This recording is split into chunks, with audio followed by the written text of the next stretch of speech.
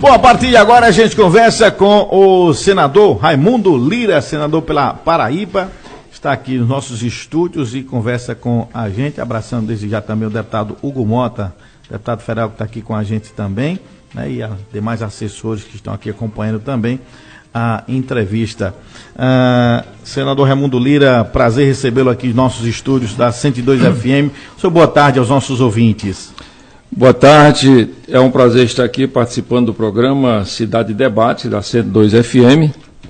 Quero, antes de tudo, trazer aqui um abraço ao meu amigo, o deputado Hugo Mota, um dos deputados mais atuantes da Câmara dos Deputados, portanto, Patos e toda a região do Sertão da Paraíba está de parabéns de tê-lo como seu representante na Câmara dos Deputados e no Congresso Nacional. Quero também agradecer aqui a presença e dar um abraço do Vicente Conserva, no Igor Rodrigues, na Dilane Silva, né? E agradecer também aqui a participação de Júnior Silva na técnica, né? E dar, enfim, um bom dia a todos os sertanejos, principalmente ao povo de Patos, né? Esta cidade que, cada vez que nós chegamos aqui, nós verificamos que ela está crescendo cada vez mais no seu desenvolvimento, com grandes empreendimentos. Passamos ali agora no contorno, né, construído pela prefeita Chica Mota, e verificamos a terraplanagem. Eu imediatamente perguntei a Hugo o que era, porque eu sou curioso em relação ao desenvolvimento econômico. Ele disse que era um hospital particular, né, que está sendo construído de um grupo da cidade de Souza, né? Da outra vez que eu passei aqui, vi a construção ali do Atacadão e lá no centro, o Shopping Center, né? Então isso mostra que a posição estratégica de Patos, né, exatamente no centro da Paraíba, tendo ao norte o Rio Grande do Norte e ao sul o estado de Pernambuco, né?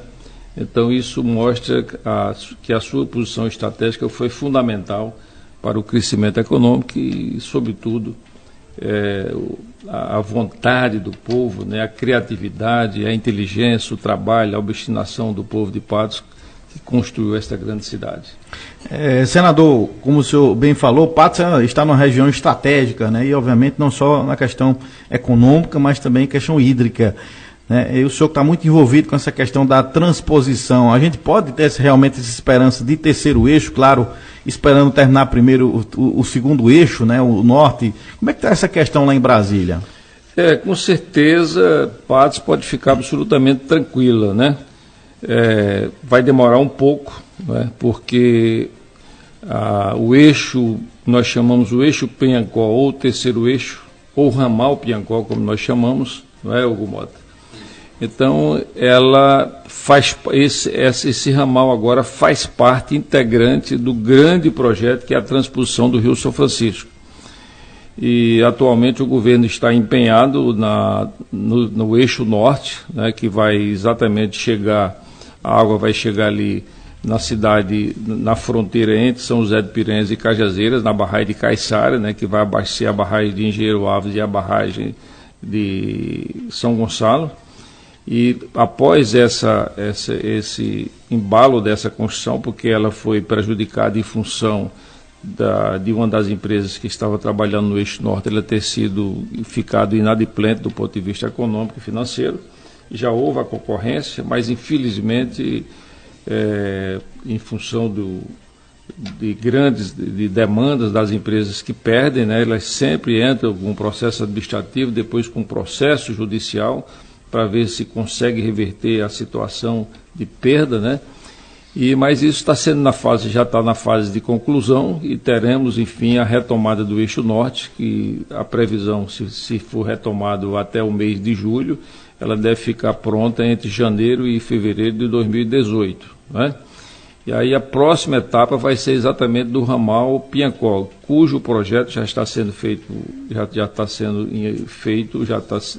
na fase de elaboração, e os recursos para esta obra já foram encaminhados também ao Banco Mundial, que já deu a sinalização na primeira etapa de que o projeto é viável, de que tem todas as condições para financiar, que parte da transposição do Rio São Francisco é financiado pelo Banco Mundial.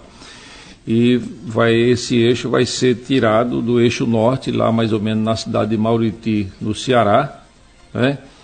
E vem até a barragem de Condado, do município de Conceição. A partir daí vai ser perenizado o rio Piancó e vai abastecer, vai ser exatamente transformado numa grande caixa d'água da transposição, o conjunto Curemas Mãe d'Água, que é o maior reservatório da Paraíba, né? Construído na época com uma capacidade de 1.388 bilhões de metros cúbicos, né? Iniciou, agora também está em fase de início também a reforma da parede e das comportas da barragem de Curemas, que é exatamente um trabalho que vai ser executado com a supervisão do DENOX. Então tudo está caminhando, né, no sentido positivo. O importante é que está caminhando para frente, né? A gente está atento lá, o deputado Hugo Mota, nós estamos sempre atentos para essa questão, porque no momento em que você completar essa transposição do terceiro eixo do ramal Piancó, toda essa cidade aqui, polarizada por partes, essa região toda, ela vai ficar com a solução hídrica resolvida indefinidamente, independente do ano ser bom ou não de chuvas, né? Então isso é uma coisa importante, porque a água é fundamental para a vida, a água é fundamental para o desenvolvimento, a água é fundamental para a fixação das populações nas cidades que precisam dessa água para a sua sobrevivência e o seu desenvolvimento, tanto do ponto de vista das pessoas, como do ponto de vista também do abastecimento da água para os animais, porque aqui no Nordeste tem uma tradição, né, na zona rural principalmente, dos produtores terem os seus rebanhos, que foi parcialmente dizimado agora com os 7 anos de seca, né? Isso vai ser recuperado, se Deus quiser, ao longo dos próximos anos. A gente sabe que a crise ela não passou, né? Mesmo com as chuvas que caíram, ela não passou. E obviamente, como o senhor falou, tem um tempo a se fazer esse terceiro eixo, né? E a pergunta que se tem hoje é: qual seria a solução para amenizar um possível colapso ou iminência de um colapso aqui na região? Uma adutora de engate rápido para puxar essa água via Rio Piancó cair em Curemas? Existe algum estudo, alguma coisa, senador, alguma tentativa de fazer algo para, obviamente, o futuro mais próximo? Eu e o deputado Hugo Mota, nós estamos indo agora para Piancó. Né? Amanhã, hoje nós vamos participar lá visitar Quermesse, né, que é tradicional em toda a região, e amanhã vamos participar da missa da festa de Santo Antônio, depois vamos nos reunir com os prefeitos da região, e estamos levando a boa notícia, né, da aprovação e já em fase também final de licitação da obra de engate rápido da cidade de Piancó, que vai demandar mais ou menos em torno de R$2.880.000. Então, essas soluções serão dadas sempre que houver uma emergência hídrica, né?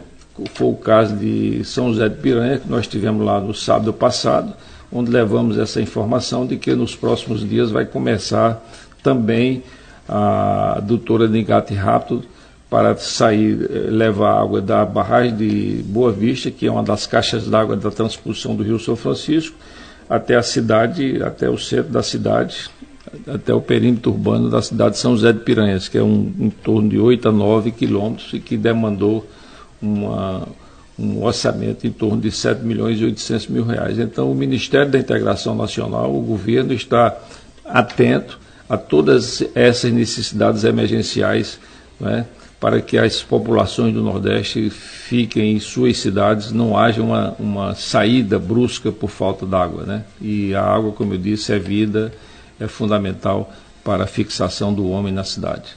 Outra ação que tem um comprometimento seu, senador, essa questão da triplicação e duplicação da BR-230, né? São um almoço de trabalho com vários generais encarregados dessa área no Ministério da Defesa, e ficamos acertados de tanto nós como o Ministério da Defesa, a gente fazer gestões junto ao Ministério dos Transportes para colocar o batalhão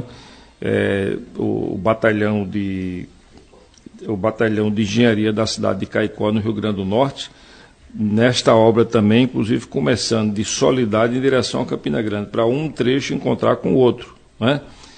Por quê? Porque o batalhão de Caicó, ele tem muitos equipamentos que estão parados, muitos técnicos oficiais que trabalharam na duplicação da BR-101 de João Pessoa a Recife e na BR-101 de João Pessoa à cidade de Natal. Então são pessoas experientes, têm equipamentos seminovos que estão totalmente paralisados, né?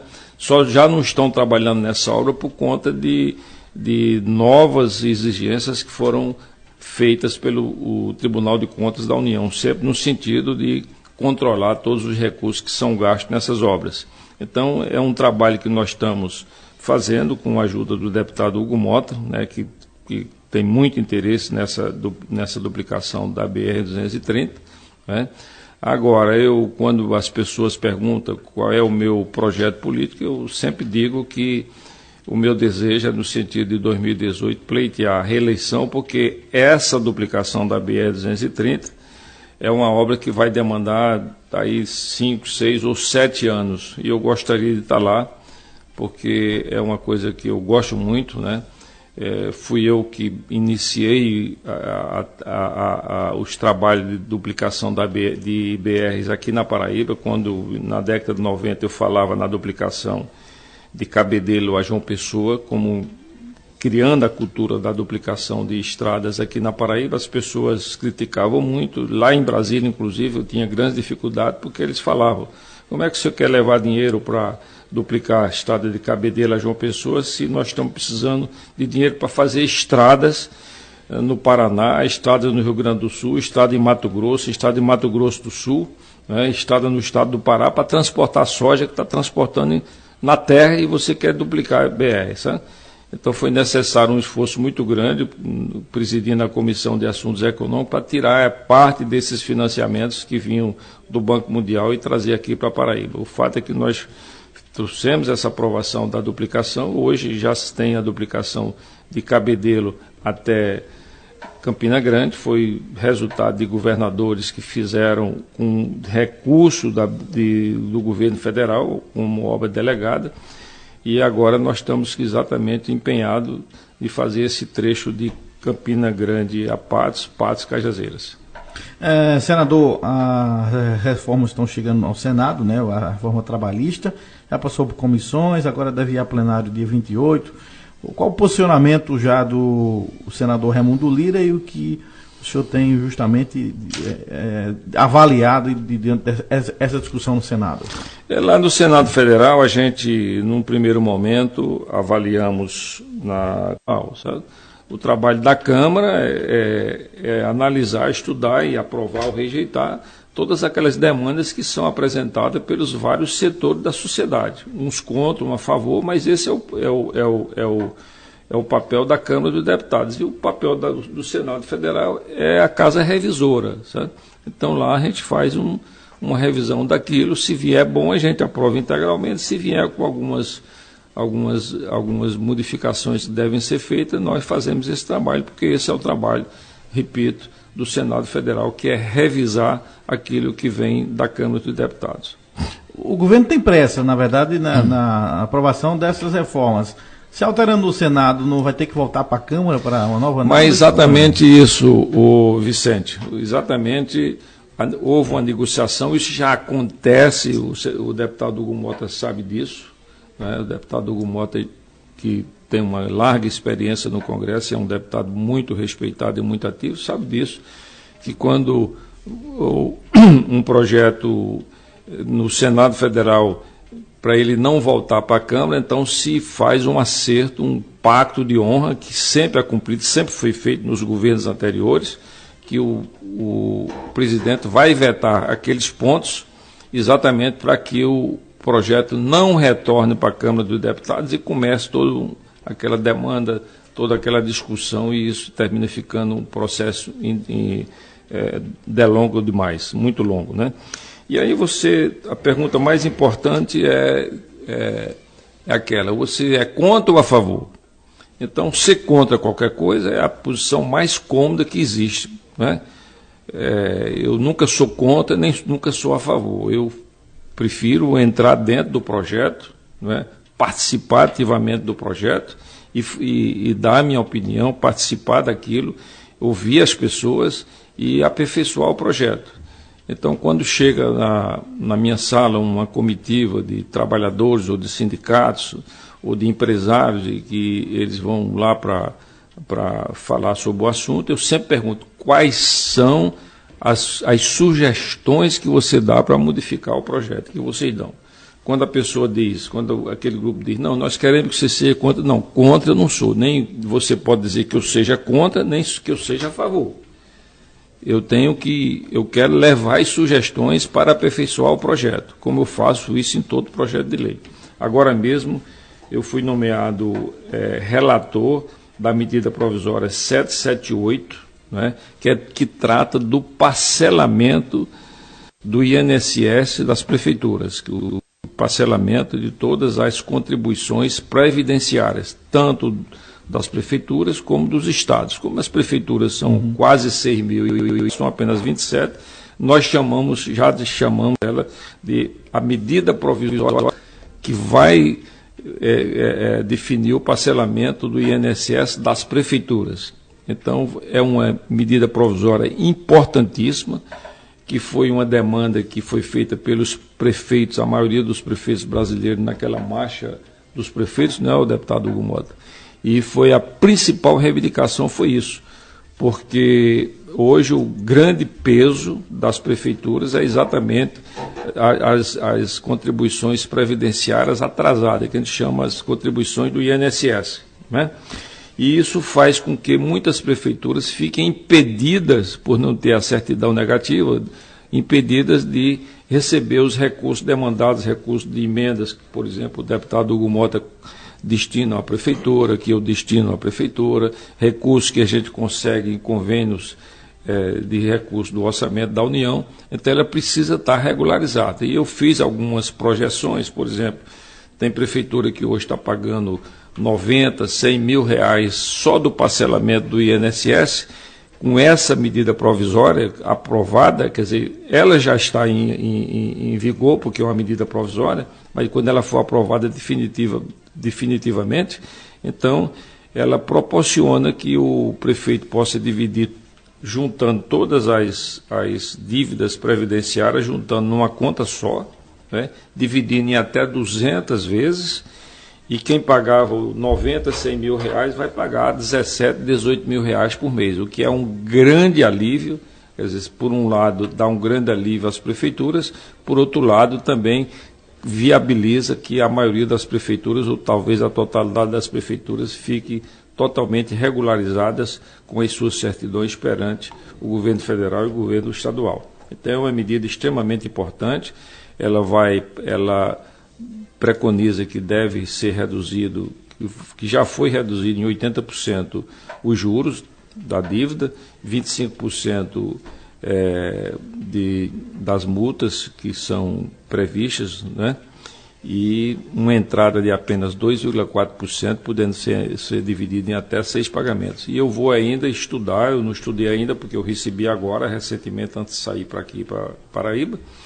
Eu vou me aprofundar nessa medida provisória, que é a 778, e ver se ainda tem condições ainda, negociando com o governo, ouvindo a área econômica, para a gente ainda aumentar os benefícios dela para as prefeituras. Por quê? Porque as prefeituras é fundamental que elas sejam fortalecidas, então eu tenho um carinho muito grande pelas prefeituras, atendo muito bem os prefeitos, junto lá com o deputado Hugo Mota. A gente tem um carinho muito grande pelas prefeituras, porque é na cidade, é no município que o povo habita, que vive, as pessoas vivem no município. Então, na medida em que o município se desenvolve, é fundamental para a fixação da população daquele município. Então, Patos é um exemplo. Na medida em que Patos cresce, se desenvolve, cria-se equipamentos de toda espécie, né? Na área econômica, cria empregos. Então, a população de Patos não tem nenhum interesse de sair daqui para ir morar em João Pessoa, Campina Grande, ou Recife ou São Paulo, porque aqui vai ter os empregos necessários, né? E as condições necessárias de prestação de serviço, de saúde. Agora mesmo a gente tem que enaltecer o trabalho extraordinário que o deputado Hugo Mota desenvolveu com relação a esse hospital oncológico aqui de Patos, né, no sentido de conseguir do governo federal os recursos de manutenção, porque uma coisa é construir o hospital, que já é uma coisa formidável, né? Uma coisa é comprar os equipamentos, que é uma coisa espetacular. Mas o importante mesmo são os recursos para manutenção. E aí eu quero pedir a palavra aqui que o deputado Hugo Mota fale a respeito desse assunto, que é de extrema importância para a população de Patos e de todo o sertão da Paraíba. Deputado, boa tarde. Boa tarde, Vicente. Boa tarde, Dilane. Boa tarde, Igor, Júnior, os prefeitos que estão aqui nos acompanhando, prefeito Caciba de Areia, Rogério, prefeito de Malta, Nael Rosa, cumprimentar a eles aqui que estão nos dando a honra nos estúdios. Dizer que amanhã, Vicente, senador Lira, é importante que a população saiba, está vindo a comissão do Ministério da Saúde fazer a visita técnica do Centro de Oncologia de Patos. Nós estivemos com o ministro, na presença do governador, o senador Raimundo Lira nos acompanhou. Agora, recentemente, na semana passada, eu estive pessoalmente com o ministro entregando o plano de custos do hospital, que será o hospital retaguarda desse centro de oncologia, onde serão realizadas as cirurgias para ressecção de tumor, para que no centro de oncologia haja o tratamento quimioterápico, o tratamento que é necessário para que, após a cirurgia, nos casos que são que são necessários os procedimentos cirúrgicos, não só o hospital ter condições de fazer essas cirurgias, mas também o centro está pronto, equipado para fazer não só a parte do atendimento ambulatorial, como também a realização de biópsias para diagnóstico e, posteriormente, a realização de quimioterapia, dando seguimento a esse tratamento. Então, essa comissão está vindo amanhã, será acompanhada de uma comissão também da Secretaria Estadual de Saúde para conhecer de perto a estrutura desse hospital, porque não há como abrir só o centro sem ter, Dilane, o hospital retaguarda, porque ficaria um serviço incompleto, e nós já entregamos esse plano que foi elaborado pela Secretaria Estadual de Saúde, falava com o governador Ricardo Coutinho na semana passada, é uma prioridade, o governador já terminou a obra de infraestrutura, como toda cidade sabe, e agora nós vamos lutar, senador Raimundo Lira, por esse custeio por parte do Ministério da Saúde, para que o centro, que na reunião que tivemos com o ministro, ele já autorizou o credenciamento do centro, mas nós precisamos ainda conseguir um pouco mais de recurso para poder manter esse hospital, onde as cirurgias serão realizadas, onde os pacientes ficarão, para que a gente tenha aqui na cidade a condição de dar um atendimento completo no combate ao câncer. O senador Raimundo Lira está junto conosco nessa luta e nós esperamos que amanhã, após essa visita, possamos ter aí um andamento rápido sobre essa questão do Centro de Oncologia de Patos. Só ressaltando, a importância desse credenciamento para o custeio do hospital, né, do Centro de Oncologia. O Centro de Oncologia, o ministro já autorizou o credenciamento para funcionar na cidade. O que está sendo discutido agora é só o custo do hospital, que tem um custo elevadíssimo, porque você vai ter profissionais médicos, você vai ter que ter leito de UTI a mais, porque tem paciente que sai precisando de um leito de UTI para ter a recuperação pós-operatória, ele sai debilitado da cirurgia, às vezes cirurgias de grande porte, enfim, precisa de toda uma cadeia de saúde para que o tratamento seja feito e possa com isso ter sucesso ao final desse tratamento aqui no Centro de Oncologia de Patos. É meio que acontece hoje, acho que muitas das pessoas que nos escutam, o que acontece com o Hospital Napoleão Laureano. As pessoas hoje que infelizmente têm que rodar muitos quilômetros para poder ter acesso, você vai no Laureano, você é atendido no ambulatório, o médico passa os exames, realiza os exames, senador, volta para o médico, dependendo do tipo de câncer, realiza a biópsia, depois que faz a biópsia, escolhe qual é o procedimento mais usado, se é um procedimento cirúrgico, se é um tratamento conservador de quimioterapia, de radioterapia, enfim, você tem lá a condição de poder escolher qual é o tratamento mais adequado para o determinado tipo de câncer. Então nós queremos trazer um complexo desse de combate ao câncer aqui para a cidade. Por isso a dificuldade é um complexo que vai ter um alto custo, claro, mas que vai ter um avanço significativo para a saúde da nossa cidade, da nossa região e de todo o sertão que não tem um centro de oncologia para ter o tratamento. É o que o deputado Hugo Mota, em resumo, falou, e que ele conseguiu engajar todos nós, participamos desde o primeiro momento lá no Ministério da Saúde, com o deputado Hugo, com o governador Ricardo Coutinho. o resumo do que o deputado falou é o seguinte, é que o tratamento integral do paciente seja feito em Patos, não seja feito inicial um tratamento aqui e ele tenha que ser complementado em João Pessoa ou Campina Grande. Então isso dá um custo e um sacrifício muito grande para o familiar do paciente. Então, o Hospital de Patos vai ser um hospital integral, com toda a cadeia de tratamento, desde o primeiro momento até a saída do paciente do hospital. Então, isso é de extrema importância para Patos, para o povo de Patos e para todo o sertão da Paraíba. Eu digo muito que os dois principais pleitos, senador, da nossa cidade, até pela urgência que os temas exigem de nós, da classe política, essa questão do centro de oncologia, porque tem aí tratamentos deixando de ser feitos, porque as pessoas não suportam. Você entra numa van aqui, vai para João Pessoa, muitas vezes você tem as prefeituras, está ali o prefeito Nael fazendo o sinal de positivo, às vezes as prefeituras não têm condição de mandar a van no dia, atrasa, o paciente perde lá a sessão, vai marcar com não sei quantos dias para frente, e a gente sabe que o tratamento de câncer é um tratamento feito em ciclos. Se você não segue o ciclo pré-determinado, o paciente tem realmente a chance aí de não conseguir a cura e de muitas vezes ter a recidiva, a volta do câncer para outros órgãos com metástases ou até mesmo recidivar no mesmo lugar de onde foi ressecado o tumor. Então, é importante que a gente tenha esse avanço aqui para o sertão para a gente aproximar. O maior desafio do Brasil é a interiorização dos serviços de qualidade. O serviço de oncologia, ele precisa ser interiorizado e Patos será essa porta na interiorização do tratamento de câncer no estado. Hoje você só tem o Hospital da FAP em Campina e o Hospital Napoleão Laureano, que fica com a demanda maior do estado. Então, você pensa uma pessoa que sai de Bonito de Santa Fé, que sai de Cajazeiras, que sai lá de Cachoeira dos Índios, tem que rodar 500 quilômetros para ir para João Pessoa para ter direito a fazer uma consulta.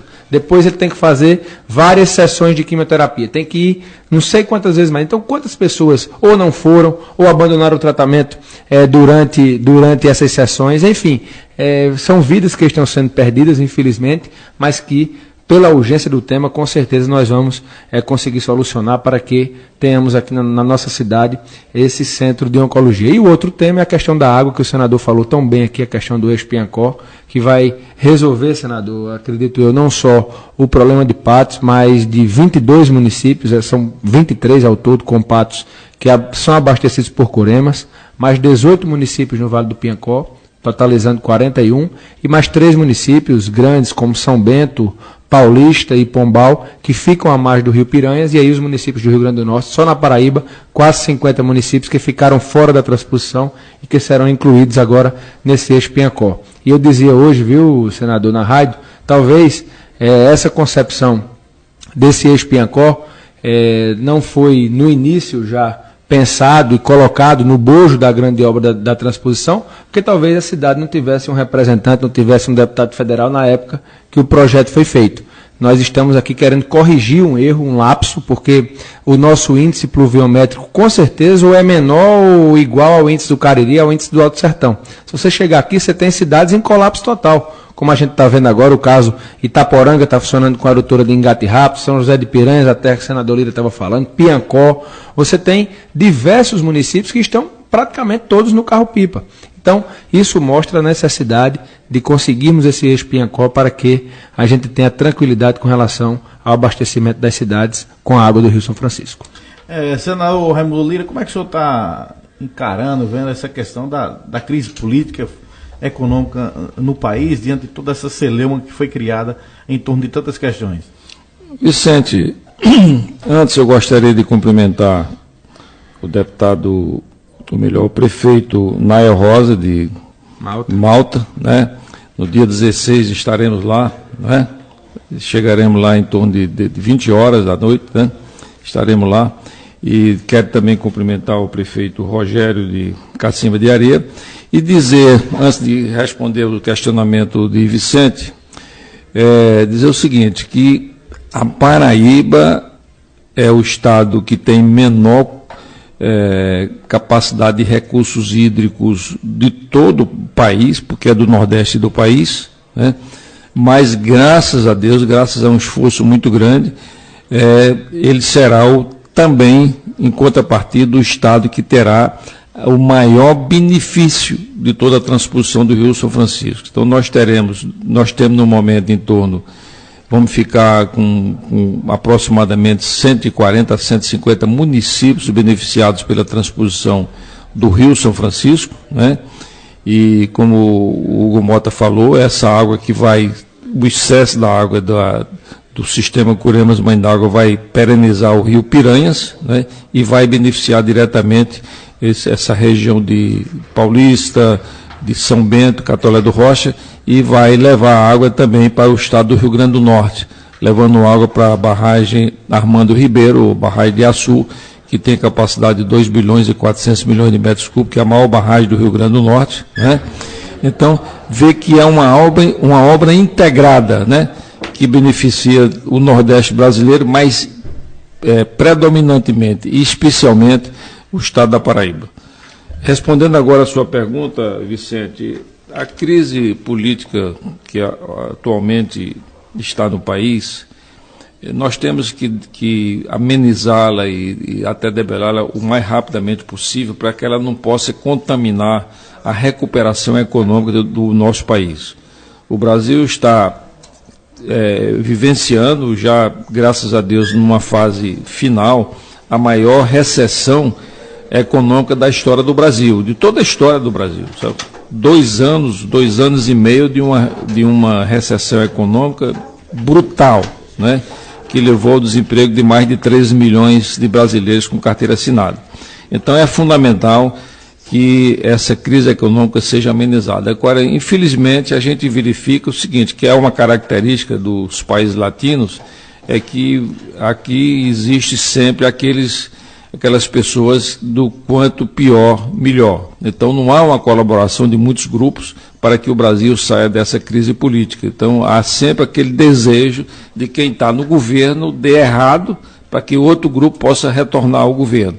Então essa mentalidade tem que acabar, ela tem que ser, não acaba totalmente, mas ela tem que ser reduzida sistematicamente, né, para que a população possa acompanhar a política, participar da política, eleger os seus representantes nas respectivas eleições, mas sem radicalismo, eleger com bom senso, escolhendo sempre pessoas com qualidade, pessoas que se dedicam ao trabalho, né?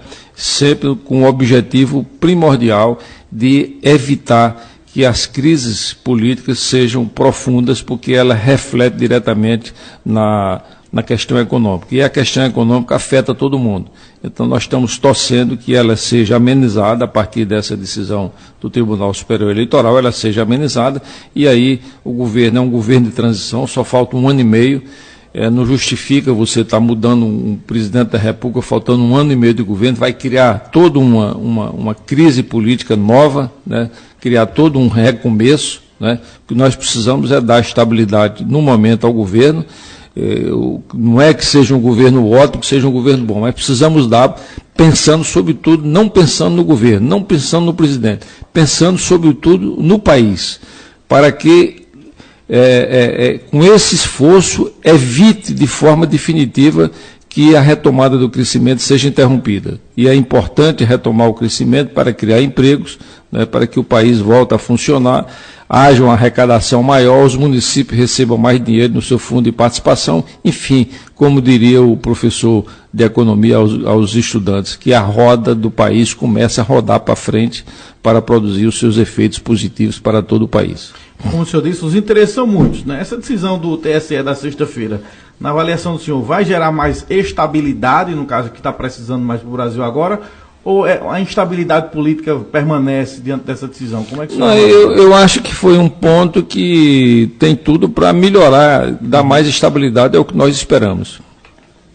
Senador, e qual o papel das massas nesse sentido, né? Qual de fato, o que deve ser feito pela sociedade, pela população? Porque eu estou vendo o seguinte, está muito organizado o discurso entre a classe política e tudo mais, né? E na tentativa, inclusive, de convencer cada vez mais gente, né, de que só retornando a confiança da população é que nós vamos colher bons frutos, né? Todo mundo unido, pelo país, sem bandeiras e tudo mais. Eu estou vendo, inclusive, que nós estamos plantando muito essa ideia do ódio, né? E isso acaba desestabilizando o nosso país. Qual o papel da sociedade nesse processo turbulento que o país vive, exatamente para tentar seguir os caminhos certos? Olha, o que acontece no país é o que acontece no município. Veja o que aconteceu aqui em Patos, né?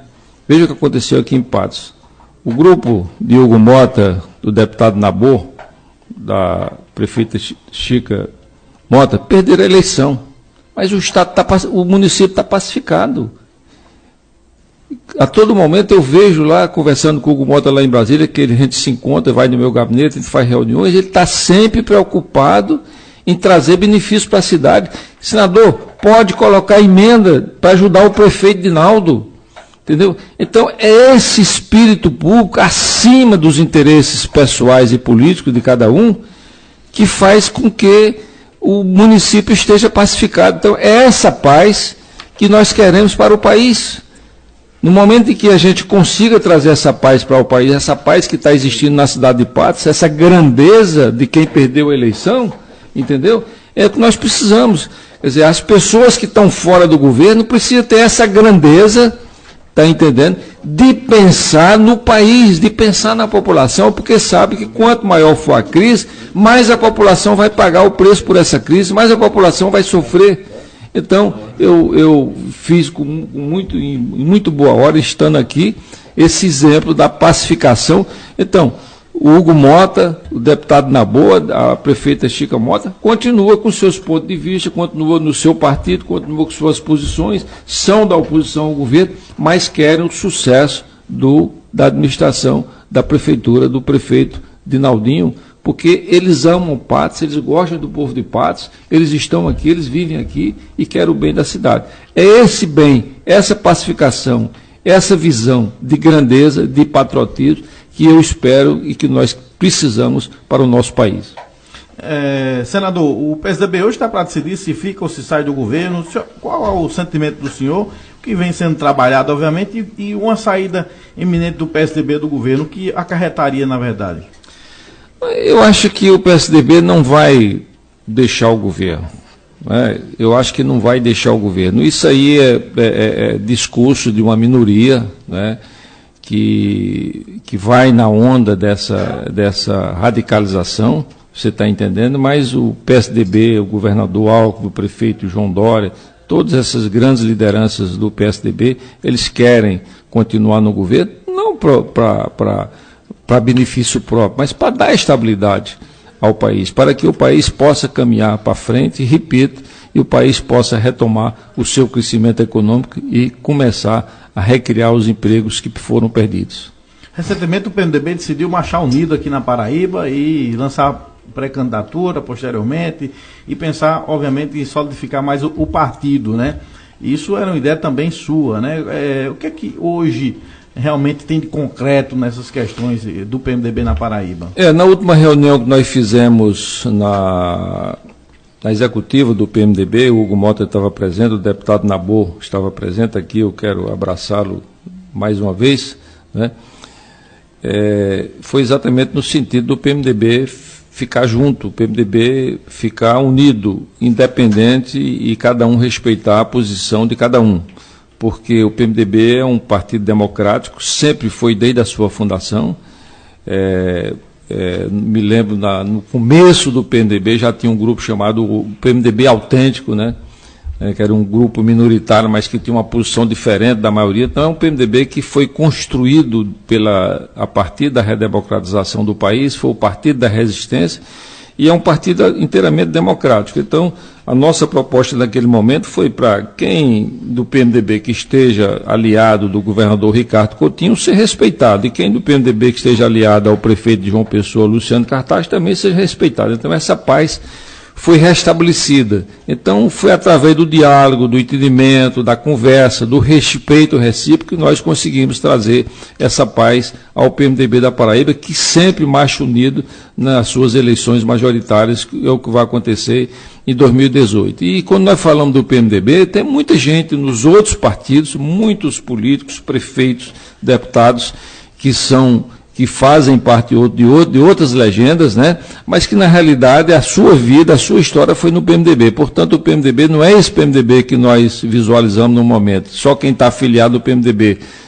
O PMDB é um partido muito maior, indiscutivelmente continua sendo o maior partido do Estado da Paraíba, é o maior partido do país e o maior partido do Estado. E, repito, muitos companheiros que estão em outros partidos têm a vida e a alma do PMDB. Teria nomes a apresentar o PMDB, senador, para a cabeça de chapa?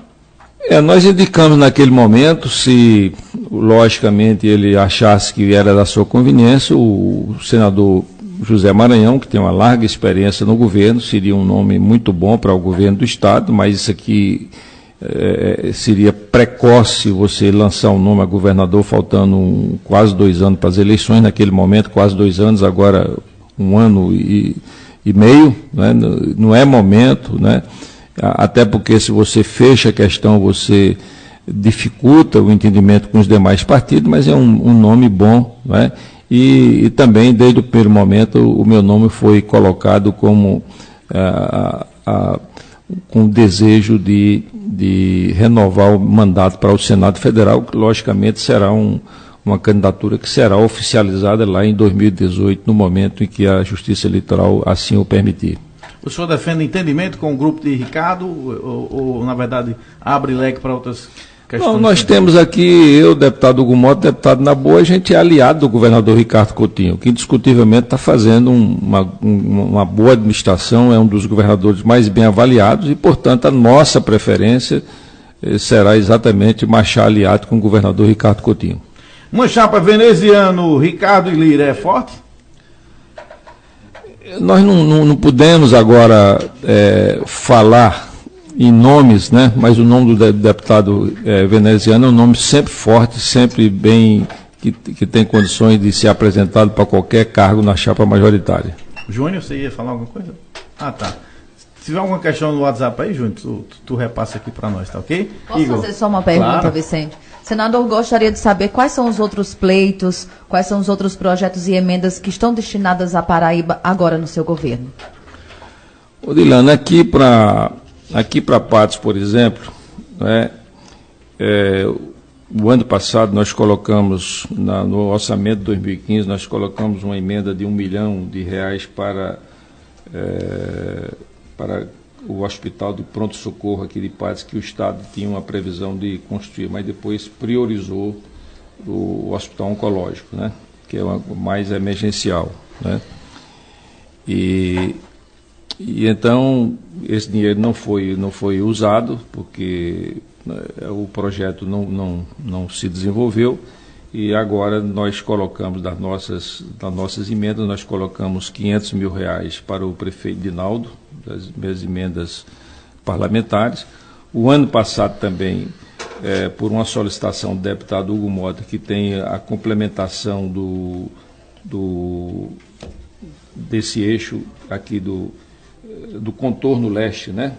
Que a prefeita Chica Da Alça Oeste. Alça Oeste, né? Porque a primeira parte é leste, a segunda é oeste, né? Isso, porque a Alça Oeste, senador, ela liga a BR-230 a BR-361. 230 na saída para Pombal, Souza, Cajazeiras. Liga a 361 que sai para Piancó, Itaporanga, Conceição. Nós ligaremos 2 BRs e esse recurso, eu disse aqui por várias vezes, ele foi com autorização do senhor, remanejado da emenda de bancada que seria usada na duplicação da BR-230, no valor de R$15 milhões, para ser usado entre a BR-230 e a BR-361. O senador autorizou, a bancada, o coordenador da bancada da época, o deputado Benjamin Maranhão, assinou depois do nosso pedido, e o Ministério não realizou o remanejamento. Tem o compromisso do ministro Maurício Quintela, como eu falava hoje mais cedo em outros programas de rádio que eu participei, de resolver ainda esse ano, através do DANIT da Paraíba, o custeio desse recurso, porque no ano passado a bancada, o senador Raimundo Lira, retirou de uma emenda que ele tinha da duplicação da BR-230 para atender esse pleito. Essa Alça Oeste, Dilane, ela vai, sem dúvida alguma, desafogar o trânsito da cidade. Quem vem do Vale do Piancó, quer ir para João Pessoa, Campina Grande, não vai mais precisar passar por dentro da cidade. Quem vem de lá para cá e vai para o Vale do Piancó da mesma forma. Quem vem de Cajazeiras quer ir para o Vale do Piancó, também não vai mais precisar entrar aqui para poder sair. Quem vem do Piancó e quer ir para Souza, Cajazeiras, também não vai mais precisar entrar na cidade, porque um dos maiores problemas hoje que a cidade tem, senador, apesar de nós já termos feito aqui uma grande malha asfáltica na cidade, o centro de Patos hoje, acho proporcionalmente do interior do estado, Patos é a cidade que mais recebeu investimentos em asfalto, mas o trânsito ainda é um problema. Por quê? Porque no momento de pico, manhã e tarde, quando se tem a feira, esses municípios da região toda vêm para Patos fazer as compras. É polo de saúde, polo de comércio, polo de educação. Você à noite tem aqui a faculdade integradas de Patos, as faculdades integradas de Patos, a FIP, que você tem um trânsito enorme à noite, de ônibus que ficam parados, trazendo estudantes para poder terem acesso à educação. E o trânsito é um problema, sim. Essas obras que desafogam o trânsito, elas são muito bem vistas porque elas melhoram a qualidade de vida do patoense, das pessoas que estão aqui fazendo suas compras, tendo acesso aos serviços, mas também nós vamos alavancar o crescimento da cidade, investimento imobiliário, a geração de emprego e renda para aquele setor ali. Você já tem loteamentos como o antigo bairro de Novo Horizonte, que já chega quase aonde a alça vai passar, e quando vier a ser construída, e é uma obra de rápida execução, são 4,5 km, 15 milhões de reais investidos, com certeza teremos naquela região mais um polo de investimentos para que empresas como o Atacadão, como essas mega lojas, mega redes que estão chegando à cidade, possam vir cada vez mais forte, gerando emprego e gerando renda aqui. Eu mantive um contato através de um pedido do deputado Nabo Vanderlei, só para registro, na última sexta-feira, com o superintendente do DENIT da Paraíba, para agilizar a autorização do acesso do Atacadão na cidade. Esse acesso poderia demorar até 90 dias, senador, e a obra está pronta daqui 30 dias para ser inaugurada. E poderia ficar a obra pronta, fechada, sem gerar emprego, sem começar a funcionar, pela falta desse acesso. Nós falamos com o DENIT, nos foi garantido dar agilidade a esse pleito e esperamos aí, nos próximos dias, já estar com o acesso pronto para que a obra possa ser entregue e mais 300 empregos diretamente sejam gerados aqui no nosso município. No início do ano passado, eu estive no Ministério dos Transportes com o deputado Hugo Mota, exatamente pleiteando do Ministério esses 15 milhões para fazer essa alça oeste, né? Exatamente a complementação da primeira parte que a Prefeitura já construiu. E com esse acesso oeste, Cajazeiras, ou melhor, Patos, ela se torna a primeira cidade da Paraíba de ter o acesso de todos os lados. Então, ela vai ser circulada por dois grandes acessos, né, o do lado norte e o lado sul, né? Então, é um privilégio muito grande. Nenhuma cidade da Paraíba teria isso. E aí o ministro, na época, disse, junto com o superintendente do DENIT, disse, não, nós não temos recursos para fazer. A única alternativa técnica que nós temos, o senador tem uma emenda aqui de 165 milhões de reais no Ministério do Transporte, se ele ceder 15 milhões, porque esse dinheiro não vai ser possível ser gasto na duplicação da BR-230 em 2016, então se ele aceitar, eu de pronto aceitei, assinei a declaração cedendo, autorizando a retirada desses 15 milhões, como o deputado Hugo Mota falou, e depois houve todo esse compromisso do Ministério dos Transportes, mas pouco tempo depois aconteceu a mudança do ministro dos Transportes. Isso. Era o Zé Carlos, o Antônio Carlos, né, que era o ministro, depois foi mudado para outro ministro.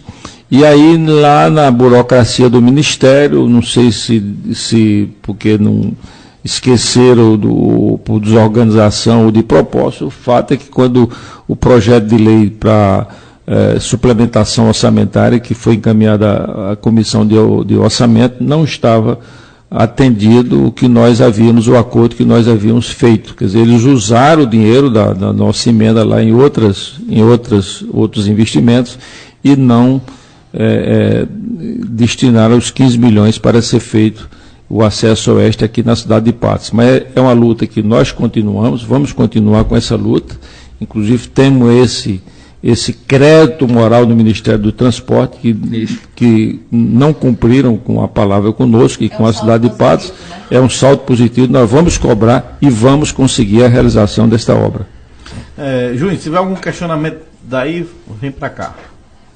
Já posso já? Pode sim. O Jefferson quer que o senador comente a situação envolvendo o ex-deputado, o Loures, que é do PMDB, com relação a uma mala, né, na delação da JBS. E a Ana Paula quer que o senador comente sobre a situação e as escutas envolvendo o ex-senador agora, né, o Aécio Neves, e o Zezé Perrella. Eu acho que são fatos lamentáveis da vida política brasileira, sabe? São fatos que, por si, eles já dizem tudo. Todo noticiário da televisão, das mídias sociais, dos jornais, já falaram muito sobre isso, entendeu? Foram fatos que constrangeram o nosso país, foram fatos que constrangeram a classe política brasileira, né? E, portanto, eu acho que eu não tenho mais nada a dizer, porque eu só tenho a lamentar, né, esses acontecimentos profundamente desagradáveis para o nosso país. O Cícero está perguntando aqui pelo Facebook, senador, se o partido do senhor o indicasse para governador, o senhor não aceitaria, não? Eu acredito o seguinte, que uma candidatura de governador ela tem que ser construída com antecedência, né? Você ou é candidato a governador da oposição ou é candidato a governo. Em fevereiro eu procurei o governador Ricardo Coutinho, porque o meu nome estava sendo cotado para o governo, para ser candidato a governador, e eu o procurei e disse que ele já tinha vários nomes com possibilidade de ser candidato a governador. O PMDB tinha o próprio Zé Maranhão, o governador tinha o nome do deputado Gervásio, tinha o nome do deputado do secretário João Azevedo, tem o nome da vice-governadora Lígia. Portanto, já existia um leque muito bom de nomes, e eu queria sair dessa relação e trabalhar exclusivamente a minha futura candidatura ao Senado Federal. O telefone está aberto, viu? 3421-4531, 3422-1566, pode ligar, participar. Aqui pelo nosso WhatsApp também, 8868-1455, pode mandar áudio ou texto, tá certo? Então aqui pelo nosso Facebook também pode mandar seu questionamento aqui para o senador Raimundo Lira, conversando com a gente aqui no Cidade em Debate. Tem uma ligação já chegando aqui. Júnior, me dá retorno, tá bom? Que eu estou sem retorno de nada aqui. Vamos lá? Roberto, boa tarde. Vicente, boa tarde a todos os ouvintes. Queria dizer ao senador Raimundo Lira que ele está de parabéns. Ele está botando os dois senadores no chinelo, viu? E também dá os parabéns aqui ao deputado Hugo Mota. Não vou fazer nenhuma pergunta, você vai escapar hoje. E só parabenizar o programa, Vicente. Boa tarde. Também, Vicente, perguntar ao senador Raimundo Lira o que ele pode fazer a questão da nossa telefonia móvel. Eu entrei em contato com a assessoria dele essa semana, mas não tive nenhum retorno. Queria saber dele, junto com o deputado Hugo Mota, o que ele pode fazer na nossa telefonia móvel do distrito de Artúrio. Boa tarde. Ok, Roberto, obrigado pela sua participação. Tem mais uma chamada? Vamos uma chamada logo e o senador responde de uma vez só, que é melhor? Vamos lá, Júnior, vamos antecipar aí, porque senão a gente perde muito tempo. Sara. Alô, Sara, boa tarde. Boa tarde, Vicente. Boa tarde a todos vocês que estão na Rádio Tatiunga, está o debate. Vicente, eu não poderia deixar de ligar para agradecer ao senador Raimundo Lira, ao nosso deputado federal Hugo Mota, por esse trabalho desenvolvido para o nosso sertão, para o nosso Nordeste. O debate aí, eu acompanhei, meu muito obrigada. Mas eu quero fugir só um pouquinho, Vicente, porque eu não poderia ter essa oportunidade para agradecer ao senador Raimundo Lira e ao deputado Hugo Mota pelo trabalho que ele fez lá no Senado em prol da vaquejada. Porque eu luto pela vaquejada, eu sou apaixonada por vaquejada, e agradeço a todos dois que lutaram em favor da vaquejada. Eu creio, senador e deputado Hugo Mota, que jamais os vaqueiros, a vaqueirama, vai esquecer o que o senhor fez por nós aqui no sertão e no mundo inteiro. Muito obrigada e boa tarde. Ok, vereador, obrigado pela participação. Senador, fica à vontade. Com relação à questão da telefonia móvel do Distrito de Santa Gertrudes, o deputado Hugo Mota está fazendo gestões, depende muito de uma empresa privada. Hoje nós não temos mais a força que nós tínhamos no passado, quando nós tínhamos a Telpa aqui na Paraíba, e aqui eu posso rememorar que nós conseguimos recursos na época no Banco Mundial, na década de 90, e instalamos aqui na Paraíba o maior programa de telefonia rural do país, inclusive, né? Então foi um programa muito interessante, já usando tecnologia do celular, e aí nós podíamos fazer esse trabalho porque a empresa era estatal, a Telpa. Hoje nós não podemos apenas fazer gestão, que é o que o Hugo está fazendo com relação à telefonia móvel lá no distrito de Santa Gertrudes. Respondendo à vereadora Sara, a vaquejada, desde o momento em que houve essa decisão do Supremo Tribunal Federal, o Ceará, a Assembleia Legislativa do Ceará aprovou um projeto de regulamentação, uma coisa muito boa, muito moderna, de regulamentação da vaquejada, né, protegendo o animal, atendendo a todos aqueles requisitos exigidos pelos órgãos de defesa dos animais, né? E aí alguém entrou com uma ação de inconstitucionalidade do Supremo Tribunal Federal, e o Supremo, em vez de analisar aquela lei especificamente, ela simplesmente extinguiu a possibilidade de se ter vaquejada no país e especialmente no Nordeste brasileiro.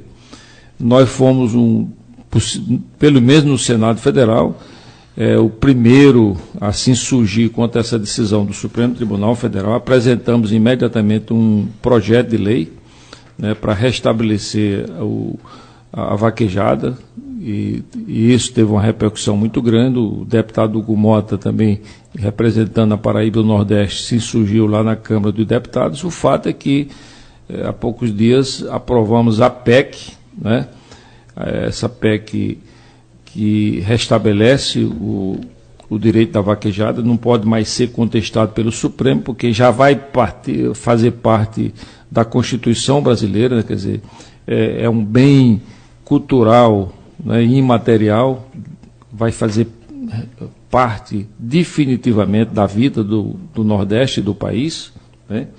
E agora nós estamos na Comissão de Educação com o meu projeto que foi pioneiro, que me parece que é o número 377, né, de 2016, que vai servir como base para a regulamentação do funcionamento das vaquejadas aqui no Nordeste do país. Então foi um ganho extraordinário, porque as vaquejadas, elas envolvem, dependendo da estatística, de 700 a 1 milhão de pessoas que estão diretamente envolvidos na vaquejada. São os criadores de cavalo, são os transportadores, são os criadores de gado, são os transportadores de gado, entendeu? São os veterinários, são os vaqueiros, os cuidadores, e quando você tem o funcionamento de um parque, de uma grande vaquejada, e acontece vaquejada em Campina Grande, que já teve a presença de aproximadamente 60 mil pessoas, então você tem centenas de vendedores, né, centenas de pessoas, de vans, de ônibus, transportando pessoas para aquele local. Então é uma atividade econômica da maior importância, que jamais nós nordestinos poderíamos deixar que ela fosse extinta. Ela foi criada, ela surgiu há mais de 100 anos, quando não existia aqui no Nordeste brasileiro, as fazendas não tinham ainda cercas, né, então se criava o gado solto, né? Quando chegava na época da pega ou para vacinar ou para ferrar o gado, então os vaqueiros vestiam aquela roupa de couro e saía na mata, né, na caatinga, atrás no laço mesmo, para trazer os bois para as respectivas fazendas. Então foi a partir daí, né, com essa vida difícil dos vaqueiros nordestinos, de recolher o gado que havia soltado durante o inverno, né, que a partir daí surgiu essa ideia do vaqueiro laçar ou derrubar o boi, e foi se aperfeiçoando, e hoje nós temos a vaquejada, que é uma cultura, um bem cultural do Nordeste brasileiro e que jamais poderia a gente permitir que ela fosse extinta. Vamos lá, Júnior. José Pedro. José Pedro, boa tarde. Alô, José. Alô, boa tarde. Boa tarde. Pois não, Zé, fica à vontade. José? Você tá vivo, meu filho? Na outra linha, Eliane. Eliane, boa tarde. Alô? Alô? Pois não, querida? Fica à vontade. É Viana. Pois não, Viana. Olha, eu gostaria de saber aí do senador Raimundo Lira e também do deputado Hugo Mota se tem alguma liberação de emendas parlamentares aqui para o polo coreiro calçadista de Patos, né, que já foi lançado esse projeto há muito tempo, né, dentro da gestão de Nabucco, e a gente ainda espera por a construção desses galpão e também do restante das residências aqui do polo coreiro calçadista. Eu gostaria de saber alguma coisa, ou se vai ser ainda complementada algumas emendas daqui para dezembro, ou se deixa ainda para o ano que vem, vindouro, que é 2018. Ok, Viana, obrigado pela participação. Tem outro, Júnior? No WhatsApp, o Simval quer saber do senador com relação ao aeroporto de Patos, se ele tem alguma informação. Certo, então vamos primeiro para o Viana, senador. Eu gostaria que, com relação ao polo calçadista, o deputado Hugo Mota falasse, depois eu vou falar com relação ao aeroporto, né? Não, Viana, primeiro agradecer a você a audiência e a oportunidade de participar do programa. O polo coreiro, na sua concepção, senador Raimundo Lira, é um polo que visa justamente valorizar o setor calçadista da cidade. Patos tem uma tradição calçadista em todo o Nordeste, por que não dizer no Brasil inteiro, calçado de qualidade que é produzido aqui. Nós ainda temos as gangorras que funcionam no quintal das casas, aqui no setor da Rua da Baixa e tal. E quando o então prefeito Nabu Vanderlei pensou a concepção do polo, foi para buscar primeiro dar moradia de qualidade a esses sapateiros, doar casas a esses homens e mulheres que têm sofrido muito com a crise econômica que o Brasil vem enfrentando, a chegada do sapato chinês também, num preço mais baixo, mas a gente sabe que não tem a qualidade do calçado feito aqui, mas isso também ajudou para que a crise fosse aumentada, e esse setor ele sofreu muito. E esse polo foi justamente pensado como uma forma de não só ajudar para que esses sapateiros consigam sobreviver a essa crise, como também de, além de distribuir moradias, montar os galpões com equipamentos para que eles possam ter uma produção feita em maior quantidade, numa escala maior e com baixo custo, para que se tenha condição de competir com os calçados produzidos no sul, sudeste do Brasil e também os calçados importados. Como é que está esse projeto hoje? O Polo Coreiro hoje é um bairro que tem diversas famílias que já vivem lá. Você tem outros conjuntos habitacionais do Minha Casa Minha Vida, em parceria com o governo do estado e a prefeitura, que também foram entregues na mesma localidade, mas os galpões não saíram. É uma luta que precisa ser retomada, tem que ter aí a parceria também agora do município à frente disso para que esses galpões sejam construídos. Nós buscamos na época financiamento através do Banco do Brasil, através de instituições de crédito, mas não foi possível ser conseguido, e nós temos que pensar uma saída para que a gente possa valorizar os sapateiros, as sapateiras da cidade de Patos. Eu tenho o telefone, então vamos ao telefone para não perder. Eu gostaria de falar aqui com relação ao aeroporto, né? Sim. Deixa eu só atender um telefone, senador, para a gente ganhar. Joca. Joca, boa tarde. Alô? Pois não, Joca. Alô? Estou te ouvindo, querido, fica à vontade. Eu queria primeiramente parabenizar o senador e queria fazer uma pergunta. O Brasil tem 3 poderes, o judiciário, o legislativo e o executivo. O legislativo é escolhido pelo povo, o judiciário é escolhido pelo povo e certamente tem o controle do povo. O judiciário, eu queria saber quem controla e queria que o senador comentasse se os magistrados do Brasil, se eles devem acompanhar e seguir a lei ou se eles devem acompanhar e seguir o que eles pensam, porque de regra os juízes não têm controle e o cidadão tem um prazo de 5 dias e os juízes não têm prazo a cumprir. Eu queria que o senador comentasse isso. Obrigado, boa tarde. Certo, ok, Joca, obrigado pela sua participação. Senador, fica à vontade agora. O nosso ouvinte, muito obrigado, Joca. nós realmente, a nossa república, ela é composta de 3 poderes independentes, o judiciário, o executivo e o legislativo, né? Mas especificamente a respeito do que o Joca falou do juiz, é o seguinte: nós temos um conjunto de leis, inclusive na área civil, nós somos um país muito desenvolvido no direito civil, né? Mas nós precisamos também nos desenvolver no direito criminal. Eu tenho vários projetos de aperfeiçoamento do Código Penal brasileiro, porque quando você tem um Código Penal rigoroso, ele serve como medida preventiva. Todos os países em que tem as punições criminais são muito fortes, o índice de criminalidade é muito baixo. Por quê? Porque ele funciona de forma preventiva. Então, quando a pessoa vai cometer um delito, ele faz uma avaliação da punição. Se a punição for pequena, ele tem todas as condições de cometer o delito. Se a punição for uma punição rigorosa, né, então ele vai pensar antes de cometer aquele delito. Então, eu sou a favor de um Código Penal muito rigoroso. Então, nós precisamos aperfeiçoar. Agora, com relação à decisão de cada juiz, ele tem que fazer as duas coisas. Ele tem que obedecer rigorosamente à lei, mas também é o papel do juiz, é a função do juiz, ele tem que também tomar sua decisão dentro das suas convicções. Porque a lei, por mais complexa que seja, por mais ampla que ela seja em qualquer país, ela não atende a todas as questões que chegam na mesa do juiz. Então, ele tem que tomar a decisão dentro do bom senso, mas, sobretudo, baseado nas suas convicções, naquilo que ele acha que é certo, o que ele acha que é errado. Com relação ao aeroporto de Patos, eu quero trazer uma boa notícia aqui, que com certeza a maioria dos patuenses já estão sabendo, que nós, com muito trabalho, conseguimos a homologação, junto com o governo do estado, a homologação do aeroporto de Cajazeiras, né? E na medida em que você tem uma pista homologada em Cajazeiras, isso vai criar todas as condições que Patos, que hoje faz parte do programa de aviação regional do país, né?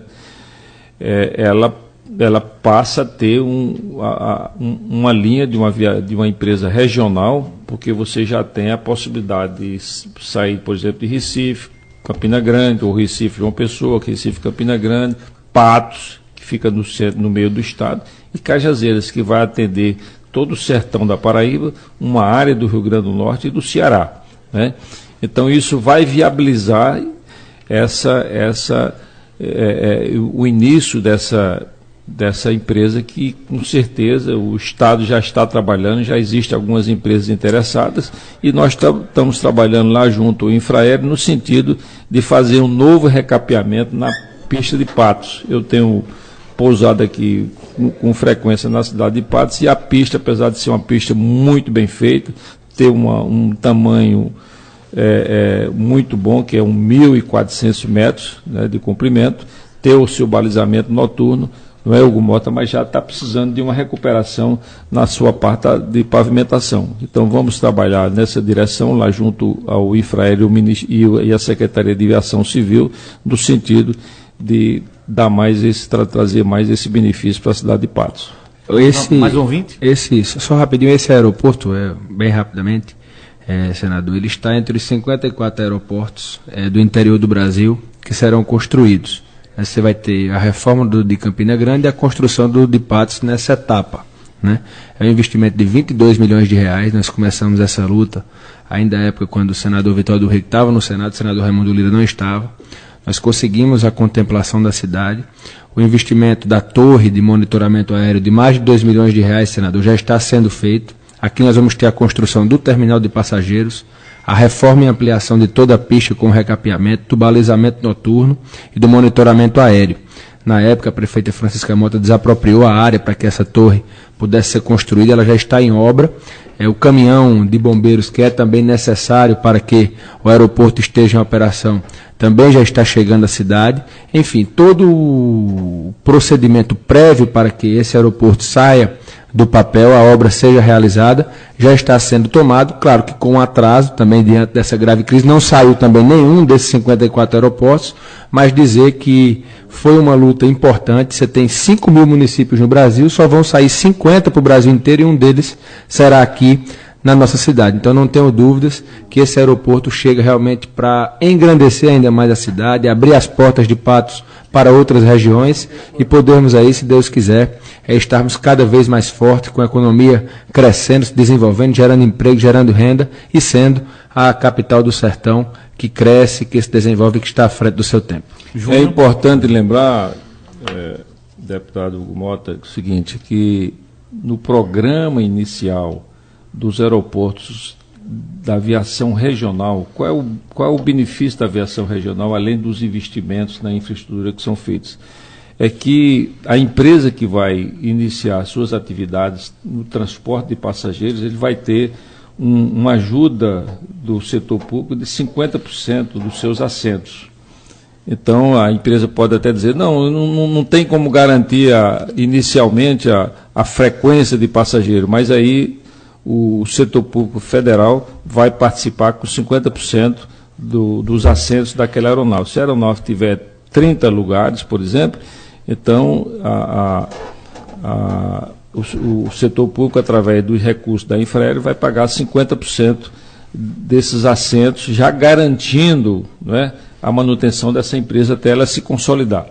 Agora, é importante também destacar que, inicialmente, o programa de aviação regional contemplava 250 municípios. Depois foi reduzido para 150 e depois para 54. E nesses 54 está incluída a cidade de Patos. Então, isso é uma posição que deve ser ressaltada, porque foi de extrema importância para que viabilizasse esses investimentos que o deputado Hugo Mota está falando.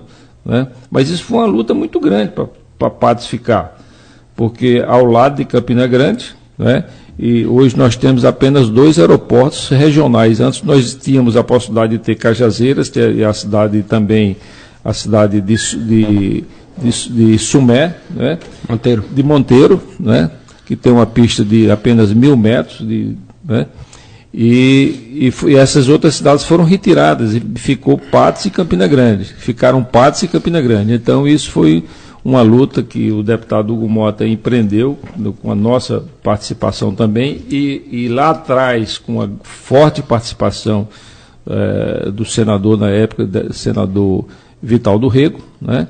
Então isso tudo é uma coisa que a cidade tem que comemorar, essa ficar entre as 54 cidades do interior do Brasil no programa de aviação regional. Júnior? Célio Leitão. Célio, boa tarde, Célio. Boa tarde, Vicente Ferro. Boa tarde, senador Raimundo Lira e o nosso deputado Hugo Mota. Que Deus sempre ilumine vocês para trazer muitas coisas para Patos e para Paraíba. Deus ilumine vocês e uma boa tarde para vocês. Tudo de bom do Raimundo Lira e o deputado Hugo Mota. Que muito trabalho para o Patos e pela Paraíba e cidade vizinha. Um abraço ao Raimundo Lira. Tudo de bom. Tô ok, Célio. Obrigado pela participação. Vamos a outra participação. Edmundo, boa tarde. Boa tarde, Vicente. Boa tarde, Hildo. Boa tarde, o senador Raimundo Lira e o meu deputado federal, Hugo Mota. O Paulo tem o orgulho de ser eleitor dele e do país. Senador, eu queria lhe fazer uma pergunta. O senhor já tem em mente, assim, um candidato a presidente nas próximas eleições, que seja pessoa que não esteja envolvido com a corrupção? Porque eu tenho 68 anos, senador, e fico triste e envergonhado com a corrupção no Brasil. É lamentável tanta corrupção que a gente vê no Brasil, e quando acontece essa corrupção, o mais prejudicados somos nós, a conseguir os mais pobres. Estamos quem pagamos as contas que não foi nós que fizemos, e estamos pagando um preço muito alto. Porque eu tenho uma ideia, quando o Lula ganhou para presidente, ele falou que antes de cair do governo dele, ia deixar o salário mínimo em R$1.000. Hoje é o quê? 937. Quer dizer, e no próximo ano é 979. R$42 para o aumento do salário mínimo. Eu quero dizer que hoje, com o medinho dos namorados, a única coisa que presente que eu pude dar na minha esposa, 44 anos de casado, foi um abraço e um beijo. Porque eu não tenho condições de comprar um presente para dar a ela. E me sinto muito envergonhado. Queria parabenizar o senhor pelo trabalho, ao lado do deputado Hugo Mota, e que Deus proteja vocês agora e para sempre. Certo, vamos lá, outro questionamento. Através do WhatsApp, o ouvinte quer saber, com relação à obra da barragem do Espinho Branco, se ainda tem chance de sair do papel. Certo, a barragem do Espinho Branco, se tem chance... Disse o nome, Júnior? Não se identificou, ouvinte. Certo. Se tiver outro aí, Júnior, vamos de uma vez para a gente encerrar aqui. Não, no momento tá chegando. Hã? Você falou o quê? No momento não. Tá. Deixa eu agradecer aqui ao Célio Leitão a ligação, mandar um abraço a você, Célio, toda a família, e agradecer pela participação do programa. Agradecer também aqui ao Edmundo, que ligou, com uma preocupação muito grande com a questão do futuro do país. Eu acredito que todos os brasileiros têm realmente uma preocupação muito grande com as condições que o nosso país terá para enfrentar as dificuldades já presentes, vivendo essa turbulência dessa crise econômica tão grande que assola o nosso Brasil e deixa realmente o futuro, Vicente, um pouco incerto, e essa instabilidade política criada, ela não ajuda ninguém. Eu acho que a política ela tem que ser discutida no outro campo. Aquilo que o senador Raimundo Lira falava aqui sobre você que perdeu uma eleição, ficar torcendo para o outro errar, para você poder aparecer como solução para os problemas, esse é um jogo do perde-perde. Perde o município, perde o estado, perde o país, quando você tem, infelizmente, na política esse tipo de comportamento. Graças a Deus, nós temos procurado ter outro comportamento, que é o comportamento, senador, do ganha-ganha, de procurar propor ações, projetos, estar ajudando os municípios, os estados, independente das questões políticas. As diferenças, elas existem, elas são claras, elas são latentes, mas elas não podem interferir a ponto de você prejudicar um todo em torno de um projeto pessoal, de um projeto unicamente exclusivo seu ou da agremiação partidária que você representa. Então é uma preocupação que nós temos que ter, e agradecer, Raimundo, sim, a você essa preocupação com o futuro do país. E a outra pergunta sobre o assunto do Espinho Branco, senador, esse é um projeto que nós temos já, ainda da época que o então prefeito Nabu Vanderlei estava à frente do município. Esse projeto ele foi feito, a prefeita Francisca Mota custeou parte desse projeto, o projeto executivo, e o governo do estado concluiu esse projeto. É um açude que está projetado para ser construído aqui na saída para São José do Bonfim, para Teixeira, saída de Patos, na saída sul da cidade. Um projeto importante porque é um manancial de 45 milhões de metros cúbicos de água. Ele tem ali a dimensão e está em torno de um custo de 90 milhões de reais.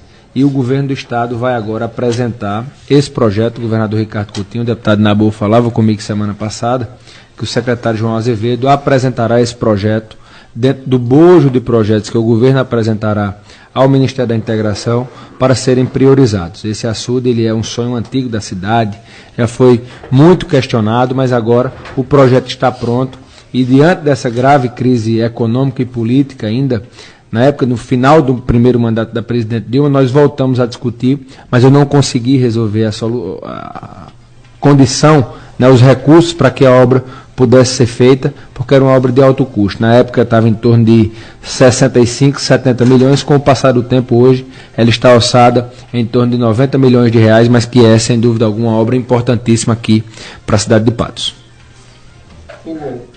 Falar na barragem do Espinho Branco, me lembrou agora o trabalho que nós desenvolvemos no Ministério da Integração Nacional.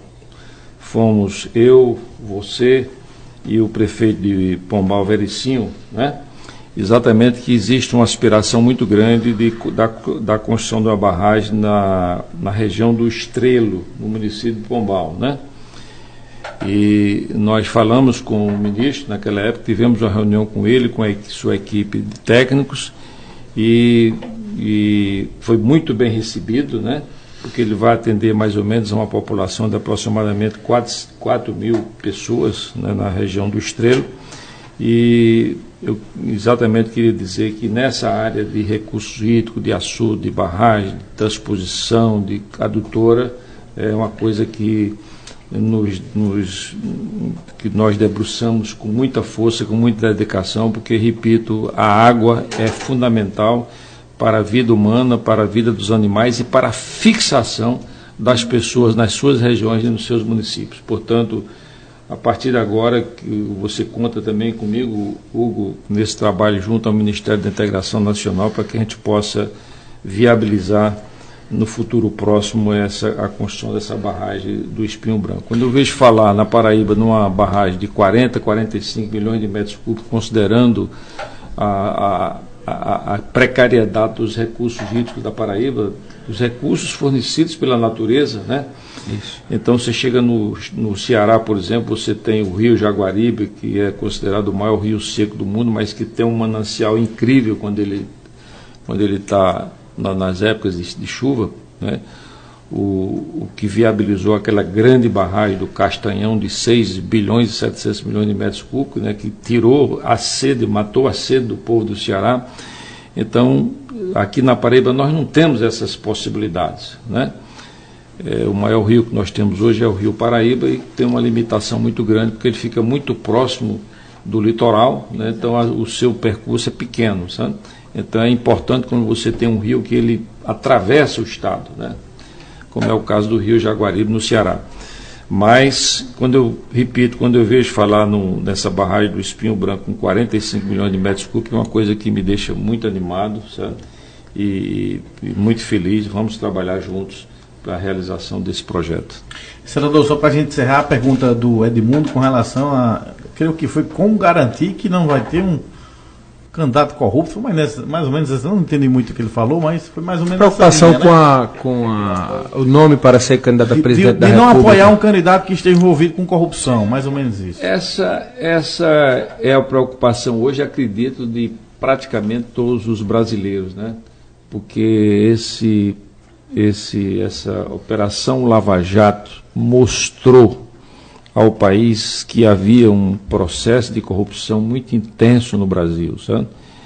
E isso levou muito sofrimento e desânimo para a população brasileira. Todos os dias, quase toda semana, você vê uma operação sempre voltada para a contenção desse projeto de corrupção que tem causado e que causou um grande prejuízo ao nosso país. Veja o que aconteceu com a Petrobras. Era uma das empresas mais respeitadas do mundo, né, que podia estar aí com um caixa fabuloso, com uma situação extraordinária. No entanto, depredaram a empresa de uma forma criminosa, de uma forma irresponsável, de uma forma impatriótica. Então, essa preocupação do ouvinte, no caso do Edmundo, né, é uma preocupação que mostra o seu grau de patriotismo e preocupação com o país. Ninguém tem condições, eu, Hugo Mota, e ninguém que goste do Brasil, que seja patriota, que ame esse país, né, que respeite o povo brasileiro, tem a menor condição de apoiar um candidato que tenha qualquer vestígio de corrupção.